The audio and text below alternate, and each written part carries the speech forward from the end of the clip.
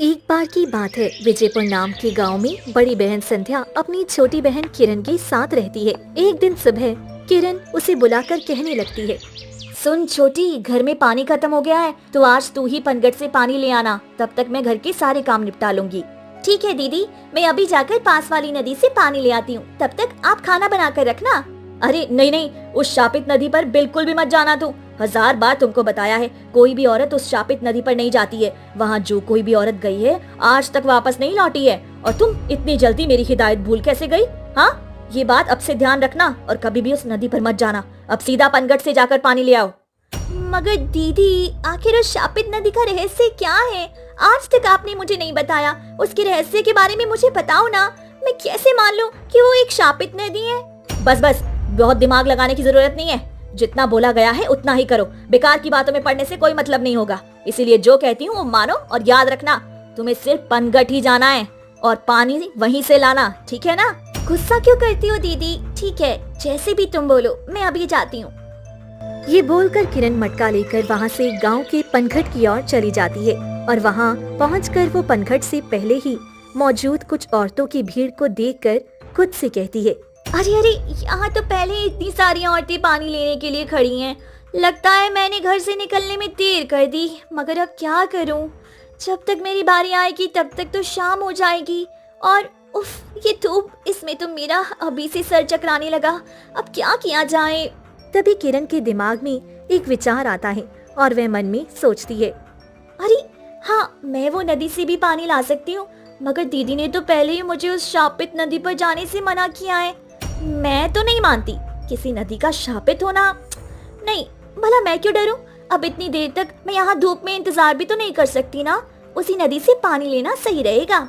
ये बोलकर किरण वहाँ से मटका लेकर गांव की उस शापित नदी के किनारे पहुँच जाती है और इतना सुंदर नजारा देखकर कहती है, अरे वाह, इस जगह तो इतनी सुंदर हरी भरी हरियाली है और तो और इतनी सुंदर नदी है। ये तो भला ये शापित कैसे हो सकती है? मैं यहाँ पहली बार आई हूँ, मुझे तो ये इतनी सुंदर जगह लग रही है। लगता है दीदी मुझे बेवकूफ बना रही थी। चलो फिर मैं पानी भर ही लेती हूँ।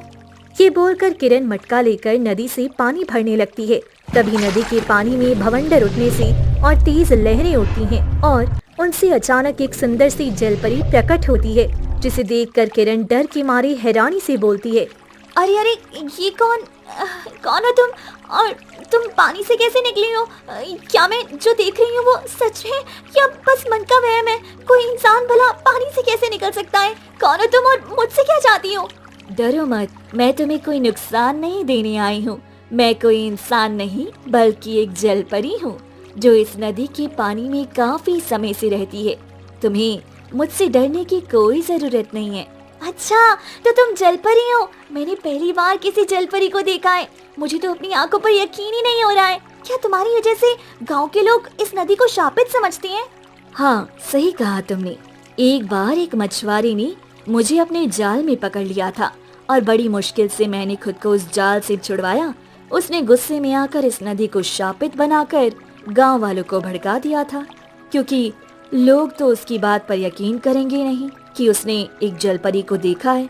तब से पूरे गांव के लोग यहाँ से डरते हैं। मगर तुम तो बहुत बहादुर निकली जो अकेले ही यहाँ आ गई हो।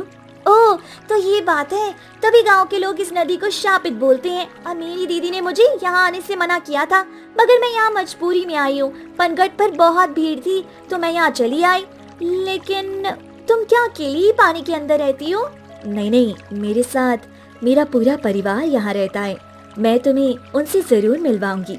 अभी के लिए मैं पानी से बाहर आकर जमीन में घूमना चाहती हूँ। पानी में रह रहे बहुत उपसी गई हूँ। मेरा भी दिल चाहता है कि मैं जमीन पर ही घूमूं। क्या तुम मेरा हाथ पकड़कर मुझे पानी से निकलने में मदद करोगी? ठीक है, मगर तुम तो एक जलपरी हो, फिर तुम जमीन में कैसे चल पाओगी? तुम चिंता मत करो, जैसे ही मैं जमीन पर पैर रखूंगी वैसे ही मेरी पूंछ मेरे पैरों में बदल जाएगी। लाओ, मुझे अपने हाथ को जल्दी से दो। ये बोलकर जलपरी पानी के अंदर से अपना हाथ किरण की ओर बढ़ाती है तो किरण भी कुछ देर सोचने के बाद जलपरी को पानी से बाहर निकालने के लिए अपना हाथ बढ़ाकर उसे निकालने ही वाली होती है कि तभी जलपरी अपना जोर लगाकर बेचारी किरण को पानी के अंदर खींच लेती है। किरण पानी में गिरते ही मदद की गुहार लगाकर बोलने लगती, बचाओ बचाओ, कोई तो बचाओ, मुझे मुझे बचाओ, मैं डूब रही हूँ, मुझे तो तैरना भी नहीं आता है। और तुमने ये क्या किया? मैंने तुम्हें एक अच्छी जलपरी समझा था और तुमने मेरे साथ धोखा करके ठीक नहीं किया। मुझे ये तो पता था इंसान भोले होते हैं, मगर ये नहीं पता था कि तुम्हारे जैसे बेवकूफ लोग भी होते हैं। जब इंसान अच्छे नहीं हो सकते तो भला तुम जलपरी से अच्छे होने की अपेक्षा क्यों लगाती हो? मगर मैंने तो तुम्हें अच्छा समझने की भूल कर दी और अब मैं डूबकर मरने वाली हूँ। ये तुमने अच्छा नहीं किया। और जो कहानी तुमने मछुआरे वाली बताई थी वो भी क्या झूठी थी? हाँ, वो कहानी भी झूठी थी। नहीं नहीं, इतनी जल्दी मैं तुम्हें मरने नहीं दे सकती हूँ। ये तो अभी शुरुआत है, बस आगे आगे देखो क्या होता है तुम्हारे साथ। अभी के लिए अगर तुम्हें अपनी जान बचानी है तो मेरे दिए इस नीले मोती को तुम्हें लेना होगा और तुम तुरंत ही जलपरी में बदल जाओगी। बताओ, अगर ये शर्त मंजूर है तो इस नीले मोती को कबूल करो और हमेशा के लिए जलपरी बन जाओ, वरना तुम डूबकर अपनी जान भी शौक से गवा सकती हो। या तो डूबना स्वीकार करो या फिर जलपरी बन जाओ। क्या कहा तुमने? ये मोती मुझे जलपरी बना देगा और मैं कभी भी अपने घर नहीं लौट पाऊंगी? हे भगवान, तू ये कैसी परीक्षा ले रहा है? अपनी जान गंवाने से बेहतर है मैं जलपरी ही बन जाऊं। कम से कम दीदी से मिलने की कोई तो आस रहेगी। ठीक है, लाओ, मुझे दे दो ये मोती। जलपरी ये सुनते ही अपने पास से चमकते नीले मोती को किरण को दे देती है। जैसे ही किरण वो मोती अपने हाथ में लेती है वैसे ही एक रोशनी होती है और किरण के पैर जलपरी की तरह पूंछ में बदल जाती हैं और डूबती किरण तुरंत ही जलपरी की तरह पानी में स्थिर हो जाती है और ये देखकर हैरानी से बोलती है, अरे अब मैं जरा भी डूब नहीं रही हूँ। मगर ये तुमने क्या किया? तुमने मुझे हमेशा के लिए जलपरी बना दिया। अब मैं अपने घर कैसे जाऊंगी भला? मेरी दीदी बहुत परेशान होंगी मेरे लिए। तुम्हारे पास कोई रास्ता तो है नहीं। अगर तुम ये मोती लेकर जलपरी नहीं बनती तो पानी में डूबकर मर जाती। अब तुम अपनी इंसानी दुनिया को हमेशा के लिए भूल जाओ और मेरे साथ मेरी जलपरियों की दुनिया में चलो। अब से वही तुम्हारा घर होगा। किरण ये सुनकर मन में सोचने लगती है और यही रास्ता देखकर वो मानकर जलपरी के साथ चलने के लिए राजी हो जाती है और जलपरी किरण के साथ उसे अपनी पानी की अंदर की दुनिया में ले जाती है और जलपरी और किरण पानी के काफी अंदर तैरते हुए जाते हैं। तभी एक महल दिखाई पड़ता है। जलपरी उस महल में जाती है और किरण भी उसके पीछे पीछे जाती है और जलपरी जल राज्य महल के दरबार में रानी जलपरी से मिलाने ले जाती है। वहां पहुंचकर जलपरी रानी से कहती है, रानी जी, ये देखिए मैं आपके आदेश पर एक और इंसान को हमारी दुनिया में ले आई। अब जल्दी ही हमारी दुनिया में रौनक आ जाएगी। बहुत बहुत अच्छा किया तुमने। तुम हमेशा मेरी उम्मीदों पर खड़ी उतरती हो। तो ये है वो नई इंसानी जलपरी। तो बताओ क्या नाम है तुम्हारा और तुम्हें हमारी दुनिया कैसी लगी? अब से तुम्हें यही रहना होगा। मेरा नाम किरण है और मैं तो बस नदी पर पानी लेने आई थी कि इस दुष्ट जलपरी ने मुझे भोला देकर मूर्ख बनाकर जलपरी में बदल दिया। मेरे साथ धोखा और अन्याय हुआ है। रानी जी, आप मुझे वापस मुक्त कर सकती हैं। कृपया मुझे वापस जाने दी। मेरे घर पर मेरी दीदी मेरा इंतजार कर रही होंगी। लगता है किरण तुम अभी भी वहम में हो। यहाँ जो कुछ भी होता है मेरी ही मर्जी से होता है। और आसपास देखो अपने, क्या तुम्हें ये जो जलपरी दिखाई दे रही हैं, ये भी तुम्हारी तरह पहले इंसान ही थे। अब यही उनका घर है। ये लोग चाहकर भी वापस अपने घर नहीं जा सकते। तुम भी इंसान बनकर नहीं, जलपरी बनकर रहोगी। सच्चाई को स्वीकार कर लो। अच्छा, तो ये नदी सच में श्रापित है? तभी इतनी औरतें इतने सालों में गायब होकर कभी भी वापस नहीं लौटी। मेरी दीदी सच बोल रही थी। मगर आप लोग इतने सारे इंसानों को क्यों जलपरी बना के रखे हैं? क्योंकि ये रानी जी का आदेश है और वो जो बोलेंगी वही यहाँ होता है। तुमको उनके आदेश का चुपचाप पालन करना पड़ेगा। अब ज्यादा सवाल मत करो वरना रानी माँ गुस्सा हो सकती हैं, इसीलिए चुप रहो। ये सुनकर बेचारी किरण की आंखों से आंसू बहने लगती हैं। वो अनजान जगह में खुद को बंदी पाकर बहुत ही भयभीत हो जाती है। उधर गांव में शाम हो जाती है और किरण के घर पर उसकी दीदी संध्या बेसब्री से उसका इंतजार कर रही होती है और मन में बोलती है, अरे इतनी देर हो गई, अब तक ये किरण घर क्यों नहीं लौटी? जाने कब की निकली हुई है, पानी लेने इतनी देर लगती है। अब तक तो इसे आ जाना चाहिए था, मुझे इसे ढूंढने जाना पड़ेगा।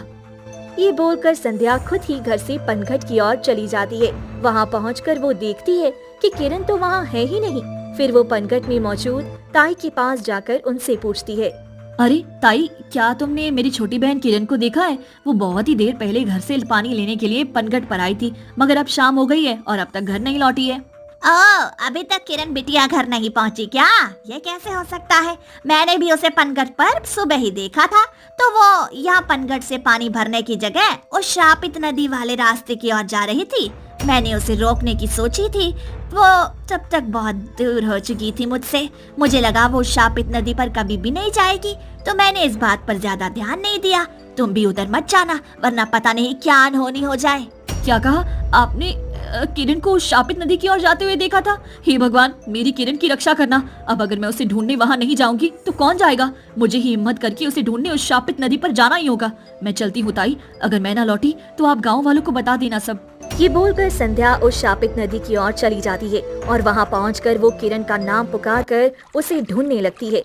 किरण, किरण तुम कहाँ हो? मेरी आवाज तुम्हें सुनाई दे रही है? जवाब दो किरण। हे भगवान, ये कैसा अनर्थ हो गया है? अब मैं कहाँ ढूंढूं अपनी बहन को?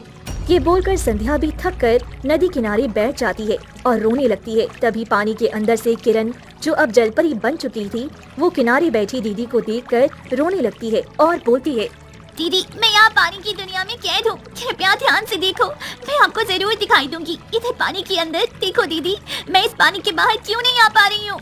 ये बोलकर किरण पानी के अंदर से हाथ का जोर लगाकर खुद को बाहर निकालने का प्रयास करती है, मगर एक जादुई कवच की वजह से वो बाहर नहीं निकल पा रही होती। तभी किनारे पर बैठी संध्या सिर उठाकर आस पास देखने लगती है और पानी के अंदर किरण की लाख कोशिश करने के बाद भी वो बाहर नहीं निकल पाती है। तो किरण के पास वही जलपरी आकर कहती है, लाख कोशिश कर लो तुम, मगर तुम 3 दिनों तक बाहर नहीं निकल पाओगी। ये जल राज्य का जादुई कवच तुम जैसी नई जलपरी को बाहर नहीं जाने देगा, तो प्रयास करना बेकार है। नई जलपरी 3 दिनों तक बाहर नहीं जा सकती, ये रानी जलपरी का नियम है।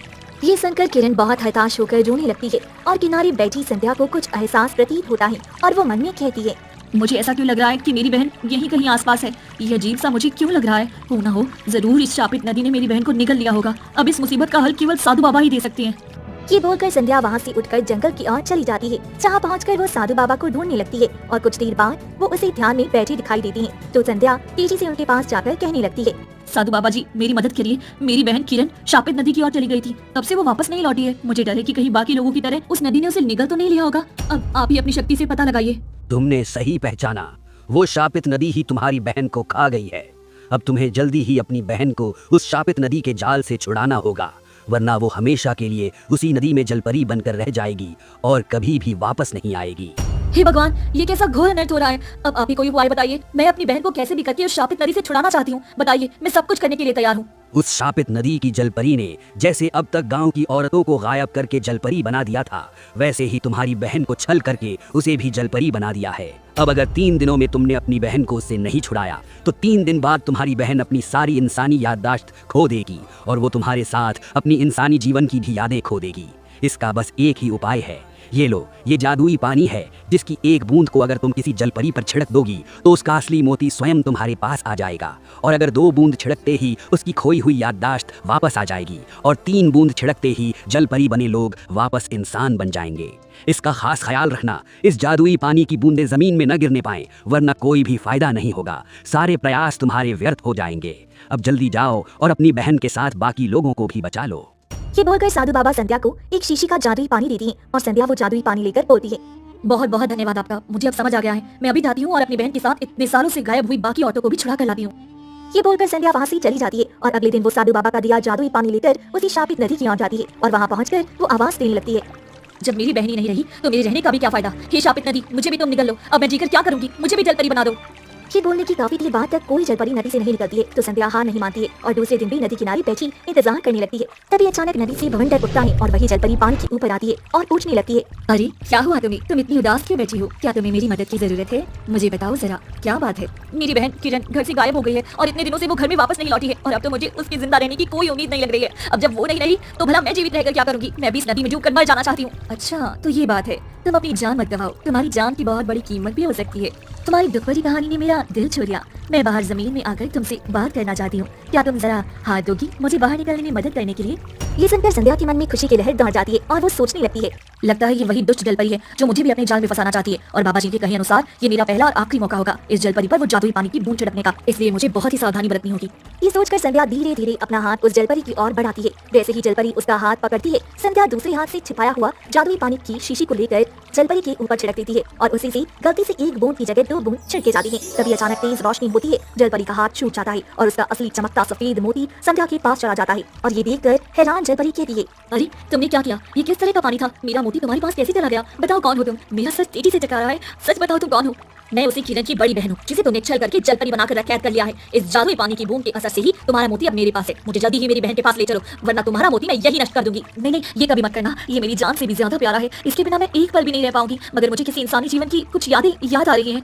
लगता है मुझसे गलती से एक बूंद की जगह 2 बूंद तुम पर गिर गई। 2 बूंद छिड़कते ही तुम्हारी अगर कोई खोई हुई यादाश्त होगी तो सारी यादाश्त वापस आ जाएगी। कुछ देर इंतजार करो, हो सकता है तुम भी इसी शापित नदी के छल में आकर जलपरी बन गई हो और कभी वापस लौट ना पाई हो। कुछ देर में जलपरी की खोई हुई यादाश्त वापस आ जाती है और वो संध्या से कहने लगती है, मुझे सब याद आ गया है, मेरा नाम मोहिनी है और मैं भी तुम्हारे इस गांव में ही बहुत साल पहले रहा करती थी। मगर एक दिन खेल खेल में इस नदी पर आ गई और मुझे इस रानी जलपरी ने चल करके अपने जाल में फंसाकर जलपरी बना दिया और कैद कर लिया। अनाथ होने की वजह से 3 दिनों तक कोई भी मुझे ढूंढने नहीं आया और 3 दिन होते ही मेरे इंसानी जीवन की सारी यादाश्त खो गई और मैं इसी जल राज्य को ही अपना असली दुनिया मानकर यहाँ पर रहने लगी। मुझे पता था तुम भी बाकियों की तरह इस छलावे में जी रही हो। अब तुम्हारी खोई हुई यादाश्त वापस आ गई है तो जल्दी से मुझे मेरी बहन के पास ले चलो और बहन के साथ बाकी फंसे हुए लोगों को भी बचाने में मदद करो। मुझे माफ कर दो, मैंने ही तुम्हारी बहन को धोखा देकर इस दुनिया में फंसा दिया। अब मैं तुम्हारी पूरी मदद करूंगी उसे बचाने में। चलो फिर ये खास तरह का नीला मोती तुम ले लो। इसके इंसान के पास होने से वो कुछ समय के लिए जलपरी बनकर जल राज्य में घूम सकता है और बस 3 दिन ही होंगे तुम्हारे पास यहाँ से निकलने के लिए, वरना तुम हमेशा के लिए यादाश्त खोकर जलपरी बनकर कैद हो जाओगी। ये बोलकर मोहिनी जलपरी संध्या को वो खास नीला मोती देती है जिसे लेकर संध्या पानी में जाती है और उसके पैर तुरंत ही जलपरी की पूंछ की तरह हो जाती हैं और मोहिनी उसे लेकर पानी के अंदर मौजूद जल महल ले जाती है और कहने लगती है, सुनो, तुम्हें बस रानी के शयन कक्ष में जाकर उनका खास बड़ा सा सफेद मोती चुराना है। अगर ये कर लिया तो रानी तुम्हारी सारी बातें मानेगी और अगर तुम पकड़ी गई तो हमेशा के लिए तुम जलपरी बन जाओगी। ठीक है, मैं वैसा ही करूंगी, मुझे उनके शयन कक्ष तक ले जाओ। ये सुनकर जलपरी उसे रानी के शयन कक्ष के बाहर ले जाती है और वहाँ इशारा करके कहती है, ये देखो वो रहा रानी का मोती, जाओ जल्दी से वो चुरा लो, तब तक मैं बाहर खड़ी होकर रखवाली करती हूँ। ये सुनकर संध्या रानी जलपरी के शयन कक्ष के अंदर चली जाती है और सफेद रंग के शेर के संदूक को खोल कर देखती है। उसमें बड़ा सा सफेद मोती होता है जिसे देखते ही संध्या वो मोती उठा लेती है और शयन कक्ष से बाहर आकर वहाँ पहले से खड़ी जलपरी से बोलती है, ये देखो मैंने मोती ले लिया है, अब मुझे जल्दी से रानी के सामने ले चलो, अब और इंतजार नहीं होता है। ठीक है, मैं तुम्हें रानी जलपरी के पास ले चलती हूँ। ये बोलकर जलपरी संध्या को लेकर रानी जलपरी के दरबार में ले जाती है जहाँ रानी के साथ किरण भी होती है और उसे देखते ही संध्या रानी से बोलती है, तो तुम ही शापित नदी की रानी, अब तुम्हारी इस छल का अंत निकट है। ये देखो मेरे पास तुम्हारा मोती है, अब तुम्हें मेरी बहन के साथ बाकी कैद इंसानों को भी छोड़ना होगा वरना मैं ये मोती नष्ट कर दूंगी। फिर ना तो तुम रहोगी और ना ही तुम्हारा ये छल का राज्य। नहीं, ऐसा कभी नहीं हो सकता। तुम जो भी बोलोगी मैं वो करूंगी, मगर मेरे मोती को कुछ भी मत करना, वो नष्ट हो जाएगा तो मैं मर जाऊंगी। मैं अभी तुम्हारी बहन को छोड़ती हूँ, ले जाओ अपनी बहन को। दीदी, मैं इतने दिनों से आपका ही इंतजार कर रही थी, भगवान का शुक्र है आप मुझे बचाने के लिए आ गई। हाँ मेरी बहन, मैं तेरे बिना नहीं रह सकती।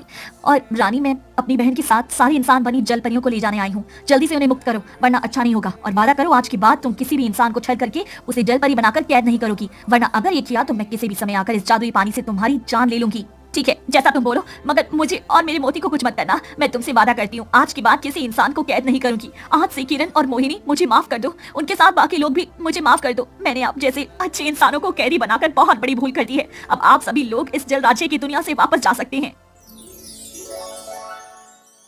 बहुत बहुत शुक्रिया तुम्हारा। अगर तुमने बहादुरी नहीं दिखाई होती तो मुझे भी कभी भी पता ही नहीं चलता कि मैं भी इस दुष्ट रानी के छलावे में आकर शिकार हो चुकी हूँ। तुमने मेरी खोई जिंदगी वापस देकर बहुत बड़ा उपकार किया है और मेरे साथ इन 3 औरतों राधा, रेशमा और विमला को बचाकर तुमने बहुत बड़ा काम किया है।